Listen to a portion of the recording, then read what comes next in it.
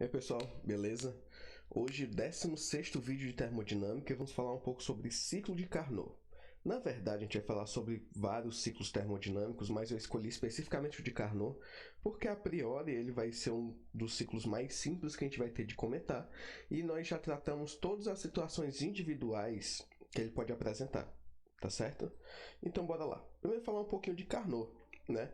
Que em 1824 ele era um engenheiro francês. O Sade Carnot ele investigou os princípios que governam a transformação de energia térmica, no caso, o calor, como a gente já viu. Tá? Isso em energia mecânica, ou trabalho. Então, ele estudou basicamente isso. E o que foi que ele pensou, né? Ora, eu posso ter uma série de processos, uma série de transformações ou mudanças de estado, no qual, quando eu paro para poder analisar, o somatório delas faz com que o calor seja totalmente restaurado. Mas, ao final disso, eu consiga produzir trabalho.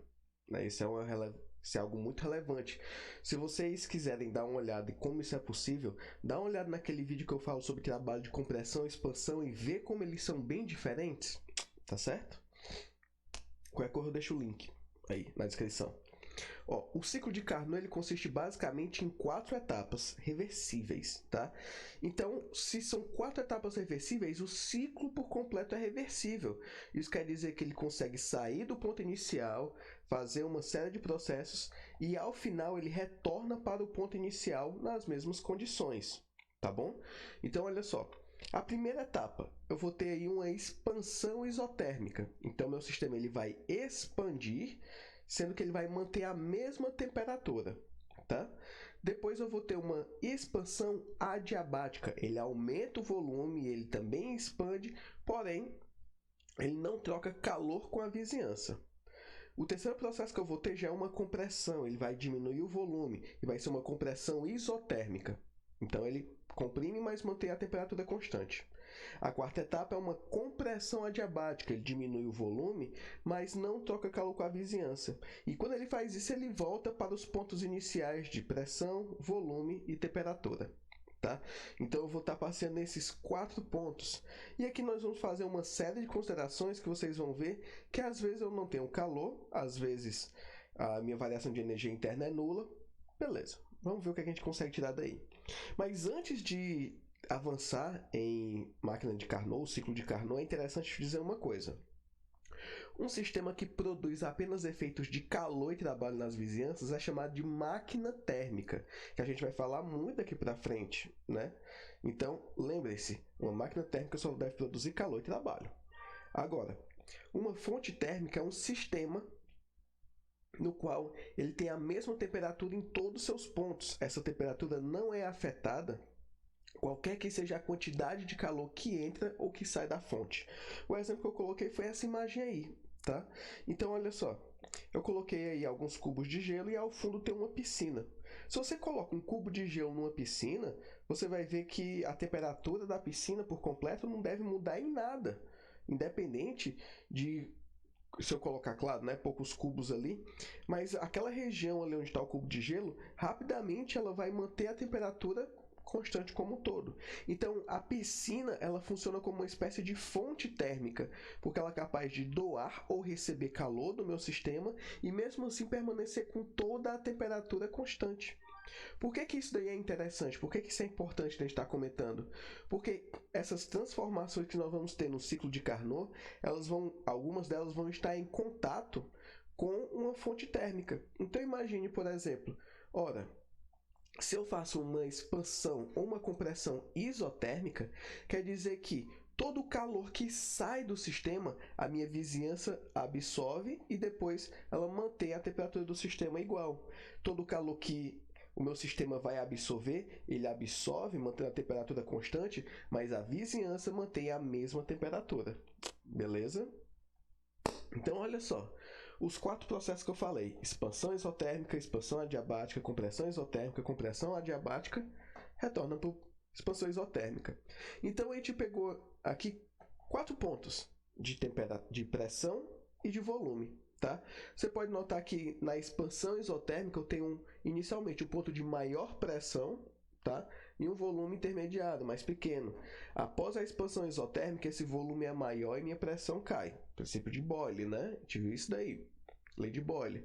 Depois eu vou ter uma expansão adiabática. Se é uma expansão, meu volume aumenta. Ele não troca calor com a vizinhança. Mas se ele não troca calor com a vizinhança, nós vimos o quê? Quando o calor é nulo, a minha variação da energia interna vai ser o inverso do meu trabalho produzido, né? Então aqui eu tenho um aumento da temperatura. Depois eu vou ter uma compressão isotérmica, de novo, lei de Boyle, só que agora uma compressão. Dessa compressão isotérmica eu vou agora fazer uma compressão adiabática, meu volume diminui e eu vou ter aí um estágio de pressão mais elevado, tá? Então, são esses pontos aí que vão determinar um ciclo de Carnot. Fala-se ciclo porque ele começa no ponto e termina no mesmo ponto, tá? E aí, onde eu gosto de mostrar isso daí, se vocês forem parar para ver, esse sisteminha que eu estou mostrando aí é característico de um sistema de pistão de carro, né? Um motor. Então você pode ver, por exemplo, que quando esse meu pistão ele vai lá para cima, que é justamente quando eu tenho o meu sistema de compressão isotérmico, eu tenho ainda um movimento dessa roldana inferior, justamente fazendo o quê? Uma compressão menor, porém tão forte que eu consigo comprimir aquele ar já comprimido ali, tá? Então, é justamente quando eu estou indo de baixo para cima, a primeira alavanca que sobe é a compressão isotérmica e depois aquela última compressãozinha ali mais potente, né? A minha compressão adiabática. Quando ele desce de uma vez, eu tenho ali minha expansão isotérmica e quando a roldana ainda está girando ali embaixo, vai ser minha expansão adiabática, tá certo? Essa aqui é uma ilustração que eu gosto muito, que ele mostra bastante sobre o ciclo de Carnot. E a produção líquida de trabalho vai ser justamente todas essas variações que eu vou ter aí, ou o somatório delas, se assim preferir, né? Então, olha só, como o ciclo ele regenera, né, o seu estado final, então nós temos que a temperatura final tem que ser igual à inicial. Então, a variação de temperatura é igual a zero. Por consequência disso, a variação da energia interna também é zero. A gente trabalhou isso lá em primeira lei, a temperatura constante, né? Vou botar também na descrição o link. E aí, olha só, o calor cíclico ele acaba sendo igual ao trabalho cíclico, como a gente tem nesses processos que não existem variação de energia interna. Então, olha só, eu coloquei aqui as 4 etapas que nós vamos ter desse ciclo. A etapa 1, onde eu vou ter uma temperatura 1, uma pressão 1, volume 1. Né? Esse sistema ele vai evoluir até o estado final dele. No estado final, eu vou ter ainda, olha só, se é uma expansão isotérmica, a temperatura permanece constante. Mas eu vou estar no estágio de uma pressão 2 e um volume 2. Tá? Quando eu vejo a etapa 2, eu vou ter pressão 1, temperatura 1, pressão 2, volume 2. Por quê? A etapa 2 ela começa justamente ao final da etapa 1, ou seja, o estágio final do 1 é o início do 2. Nesse caso, eu vou ter agora uma expansão adiabática, mudo a temperatura. Então, inicialmente eu tinha T1, P2 e V2, e vou ter ao final T2, P3 e V3. E o mesmo se repete nesses ciclos, onde ao final do quarto ciclo, eu regenero totalmente meu sistema e volto para T1, P1 e V1. Ou seja, eu saí de um ponto, passei por todo o ciclo e volto para aquele ponto inicial. Tá? Então, olha só, como é que eu expresso a primeira lei da termodinâmica dentro de cada uma dessas etapas? A primeira etapa é uma expansão adiabática, uma expansão isotérmica. Dessa forma, eu coloco que meu ΔU é igual a Q menos W. Permaneceu. No segundo, eu tenho uma expansão adiabática, então eu não tenho calor. Dessa forma, a minha variação da energia interna vai ser só menos o trabalho. No caso de 3, vai ser uma compressão isotérmica, então ΔU3 igual a Q3 menos W3. E no quarto caso, eu vou ter uma compressão adiabática, tiro o calor, vou ter que ΔU4 vai ser igual a menos W4. Tá? Beleza, vamos dar continuidade aqui. Se eu digo que o trabalho do ciclo de Carnot, ele basicamente é o somatório do trabalho de todas as etapas, olha só o que, é que vai acontecer. Eu vou ter que o trabalho cíclico vai ser W1 mais W2 mais W3 mais W4. E eu sei que o calor cíclico vai ser o somatório de todos os calores. Ou seja, o calor cíclico vai ser o calor da etapa 1 mais o calor da etapa 2. Eu sei que o calor cíclico é igual ao trabalho cíclico. Então, eu posso dizer que o trabalho de todo o ciclo vai ser igual ao calor da etapa 1 mais o calor da etapa 2. Já facilitou muito minha vida, né? E aí, quando eu vejo que eu digo que esse ciclo é reversível, a gente tem que enunciar aqui uma coisa. Numa transformação cíclica, a reversibilidade ela exige que depois do ciclo, a gente ter completado esse ciclo no sentido, o sentido oposto nas vizinhanças sejam restauradas à sua condição inicial. Ou seja, ao fazer o ciclo no sentido direto, eu vou ter que, por exemplo, o meu trabalho que eu vi que é calor 1 mais calor 3, no sentido inverso, no ciclo inverso, tem que ser exatamente o inverso de tudo isso. Então, no sentido inverso, o meu menos trabalho cíclico tem que ser igual a menos Q1 mais menos Q3. Então, tudo que acontece no sentido direto tem que acontecer também no sentido inverso. Isso caracteriza um ciclo reversível, tá bom? Então, olha só. Se eu considero agora o ciclo de Carnot para um gás reversível, eu posso converter cada uma dessas etapas em equações. Eu consigo transformar isso mais matemático. Então, olha só.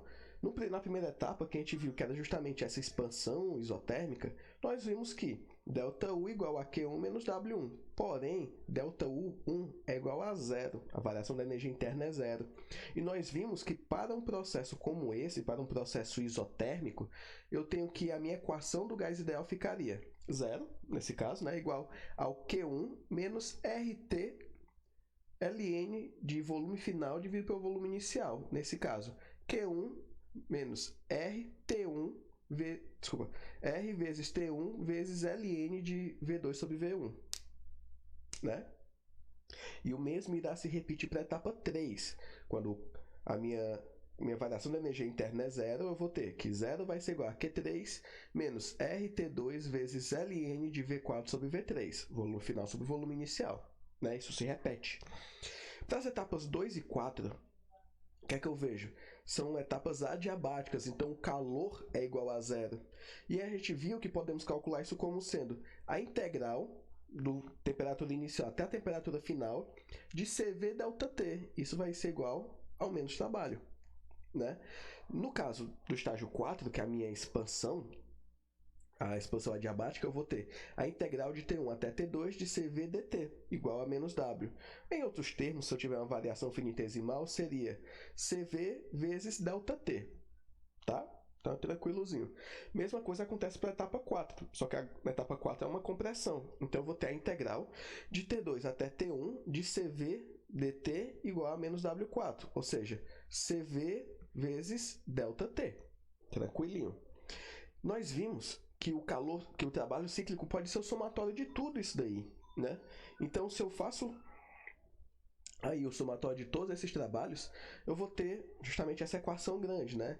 R vezes T1 vezes Ln de V2 sobre V1 menos CV ΔT mais R vezes T2 Ln de V4 sobre V3 menos CV ΔT no estágio final, né? Então, você vê que eu consegui pegar esses parâmetros meio que fictícios e transformar eles em equações químicas. E aí eu posso ir cortando algum deles, porque se você for parar para ver, essas integrais elas nada mais são do que o inverso uma da outra.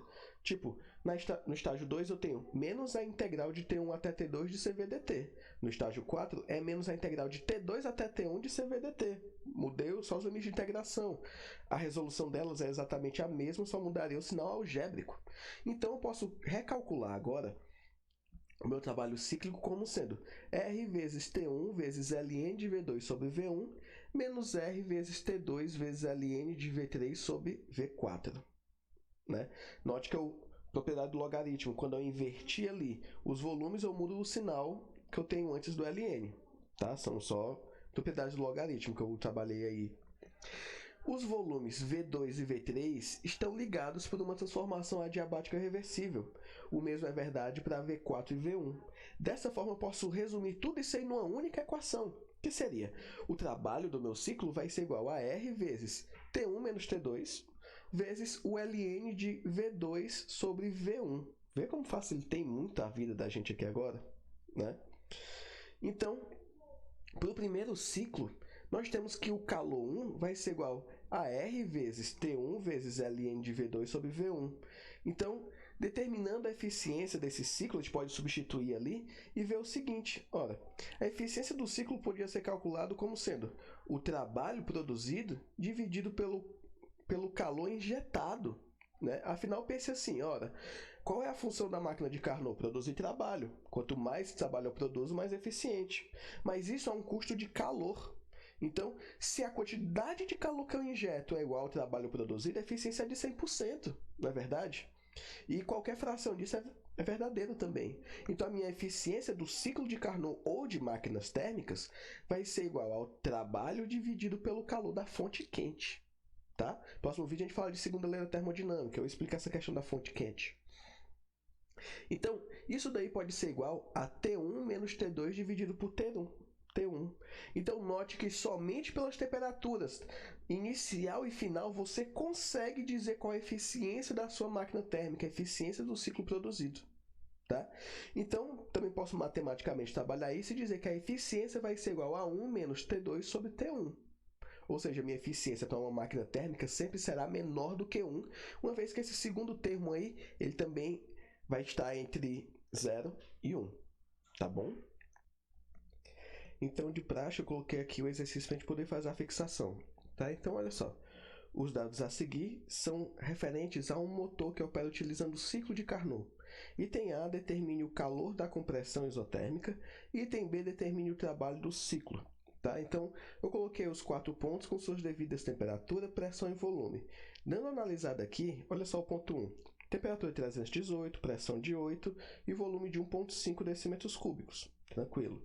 Quando a gente vai ver o ponto 2, nós temos a temperatura de 318, a pressão de 6 e o volume de 4 decímetros cúbicos. Nessa situação, o que a gente pode ver? A temperatura permaneceu constante, mas o volume aumentou. Então, nesse caso aqui, eu caracterizo como sendo a minha etapa de expansão isotérmica. Quando eu vejo o ponto 3, eu tenho uma temperatura de 298, a pressão de 1 e o volume de 5. Meu volume aumentou, minha temperatura mudou. Esse estágio aqui deve ser a minha expansão adiabática. Quando eu vou parar para ver o ponto 4, eu tenho a temperatura de 298, a pressão de 2, o volume de 2. Então, a temperatura entre 3 e 4 permanece constante, mas eu tenho uma diminuição do volume. Essa é a minha compressão isotérmica que se pede lá em cima, né? E outra coisa também que vale a pena ver é, quando eu termino o estágio 4, eu vou regenerar o sistema ao ponto 1, a etapa 1. Então, eu vou ter uma mudança de temperatura e uma diminuição de volume. Então, eu tenho uma compressão adiabática, tá certo? Então, vamos lá, para poder resolver. Primeiro, item A. Já determinei que a minha compressão isotérmica acontece entre os pontos 3 e 4, né? Então, eu vou utilizar justamente desta equação que nós já trabalhamos lá na primeira lei para sistemas isotérmicos, que o calor do sistema vai ser igual a RT vezes o Ln final, do volume final pelo volume inicial. Nesse caso, o calor dessa etapa aqui, ele vai ser justamente R vezes T2 vezes o Ln de V4 sobre V3. Substituindo isso em valores, eu vou ter que o calor dessa etapa vai ser igual a 8,314 vezes 298 vezes o Ln de 2 dividido por 5. Nessa etapa aqui, eu vejo que o calor é negativo de 2.270,18 joules. Tá certo? Então, o que é esse calor negativo aí? Calor negativo é porque eu estou tendo a liberação de calor para a vizinhança, né? Lembra lá que a gente falou dos pontos de referência de calor e trabalho? Depois, para poder determinar o item B e fazer o trabalho do ciclo, eu posso fazer que o trabalho do ciclo vai ser igual ao somatório dos calores. Então, eu vou calcular o calor do primeiro estágio, né, que é justamente da minha expansão isotérmica.